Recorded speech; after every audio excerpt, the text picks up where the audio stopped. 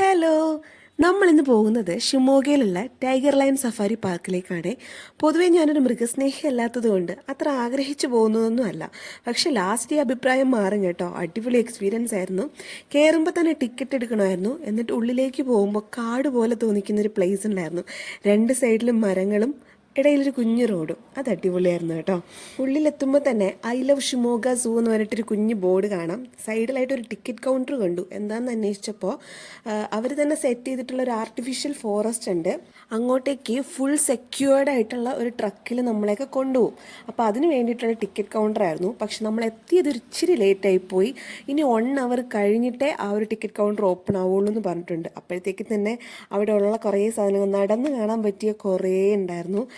അവിടെയൊക്കെ ഞാനിങ്ങനെ ഓടി പോയി കാണുക. നമ്മൾ കാണുന്നത് ഒരു ഗ്ലാസ്സിന് ഇപ്പുറത്ത് നിന്നിട്ടാട്ടോ. ഫുൾ സെക്യൂർഡ് ആയിട്ടുള്ള ഗ്ലാസ് ഒക്കെ അവിടെ കൊടുത്തിട്ടുണ്ടായിരുന്നു. പിന്നെ ഒരു ചെറിയ മഴയൊക്കെ ഉള്ളതുകൊണ്ട് എല്ലാ മൃഗങ്ങളും ചെറിയൊരു ചടപ്പിലായിരുന്നു. പിന്നെ അതുപോലെ ഉച്ച സമയമായതുകൊണ്ട് ഫുഡ് കൊടുത്തിട്ടുണ്ടായിരുന്നു. അപ്പോൾ ഫുഡൊക്കെ കഴിച്ച് അവർ ഉറങ്ങാനുള്ള ഒരു പ്രിപ്പറേഷനിലായിരുന്നു. അങ്ങനെ അപ്പോൾ നമുക്ക് വണ്ടി വന്നു.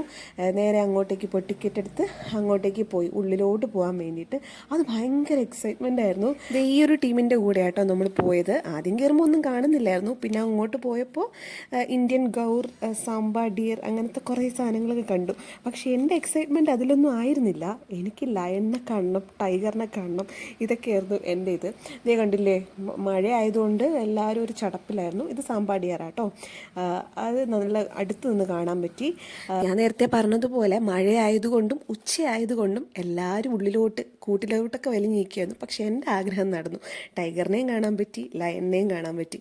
അതോടെ ഞാൻ ഹാപ്പി. അങ്ങനെ മൊത്തത്തിൽ അടിപൊളി എക്സ്പീരിയൻസ് ആയിരുന്നു. അപ്പോൾ ഇത്രയേ ഉള്ളൂ ഇന്നത്തെ വീഡിയോ. നെക്സ്റ്റ് വീഡിയോ ആയിട്ട് കാണാം. ടാറ്റാ.